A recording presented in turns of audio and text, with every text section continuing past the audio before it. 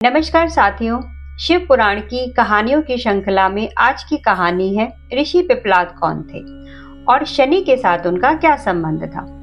तो असुरों से देवताओं की रक्षा करने के लिए महर्षि दधीची ने अपने हड्डियों का वज्र बनाकर देवताओं को सौंपा और कहा कि तुम इस वज्र से असुरों को मारो, तभी उनका सर्वनाश होगा, नहीं तो देवता हार जाएंगे। जब ऋषि दधीची का शरीर जल रहा था और जलकर भस्म हो रहा था, तभी उनकी पत्नी ने अपने 3 वर्ष के बालक को पीपल के कोटर में छोड़ दिया और अपने पति के साथ ही उसी अग्नि में सती हो गई। वह बच्चा पीपल के कोटर में पलने लगा और भूख प्यास से वहीं पर चिल्लाने लगा। इस प्रकार वो बालक पीपल के कोटर में पड़े हुए पीपल के फलों को खाकर ही कालांतर में जीवित रहा। एक बार नारद ऋषि वहां से गुजर रहे थे। उन्होंने उस बालक को देखा और पूछा कि तुम कौन हो। तब बालक ने कहा, यही तो मैं जानना चाहता हूँ कि मैं कौन हूँ। नारद ने फिर पूछा, तुम्हारे जनक कौन हैं? तब नारद ने उस बालक को उसका परिचय दिया कि तुम महर्षि दधीची के पुत्र हो। असुरों से देवताओं की रक्षा करने के लिए महर्षि दधीची ने अपने हड्डियों का वज्र बनाकर देवताओं को सौंप दिया था। उनकी मृत्यु मात्र 31 वर्ष की आयु में ही हो गई थी। तब बालक ने पूछा कि मेरे पिता का दोष क्या था। तब नारद ऋषि ने कहा कि उन पर शनि की महादशा चल रही थी। बालक ने फिर पूछा, मेरी विपत्ति का कारण क्या था? नारद ने कहा, शनि की महादशा। इस तरह देवर्षि नारद ने पीपल की कोटर में पीपल के पत्तों और फलों को खाने वाले बालक को पिप्पलाद नाम दिया और उसको दीक्षित किया। नारद मुनि के जाने के बाद उस बालक ने ब्रह्मा जी का तप करना शुरू कर दिया। घोर तपस्या करने पर ब्रह्मा जी प्रकट हुए और उन्होंने उससे वरदान मांगने को कहा। तब उस बालक ने ब्रह्मा जी से वरदान मांगा कि मेरी दृष्टि मात्र से ही कुछ भी जलने लगे, मुझे ऐसा वरदान चाहिए। ब्रह्मा जी ने तथास्तु कह के उस बालक को वर प्रदान कर दिया। उस बालक ने सबसे पहले शनि महाराज का आवाहन किया और अपनी दृष्टि से उनको देखा।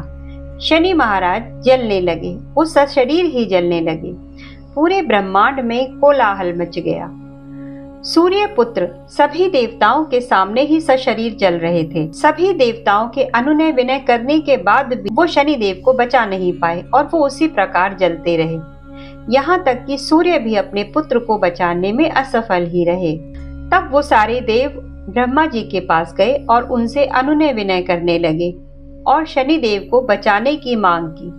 तब ब्रह्मा जी पिप्पलाद के पास गए और उन्होंने शनि देव के जीवन के बदले में 2 वरदान मांगने के लिए कहा। पिप्पलाद ने ब्रह्मा जी से 2 वरदान मांगे। पहला वरदान, जन्म से लेके 5 वर्ष तक की आयु तक किसी भी बालक की कुंडली में शनि का कोई प्रभाव नहीं होना चाहिए, ताकि कोई अन्य बालक मेरे जैसा अनाथ ना हो। मुझ अनाथ बालक को पीपल के वृक्ष ने शरण दी थी, उसके फल खाकर ही मैं इतने वर्षों तक जीवित रहा हूँ। तो जो भी कोई सूर्योदय के समय पीपल के वृक्ष की पूजा करेगा, उनको जल अर्पित करेगा, उन पर शनि देव की महादशा का कोई भी फल नहीं होना चाहिए। ब्रह्मा जी ने तथास्तु कहा और पिप्पलाद मुनि से शनि देव को छोड़ने के लिए प्रार्थना की।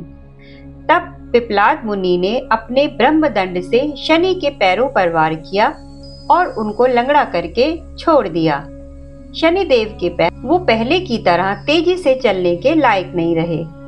तभी से शनि को शनैश्चरति शनैश्चर कहा जाता है, अर्थात जो धीरे धीरे चलता है वही शनैश्चर है।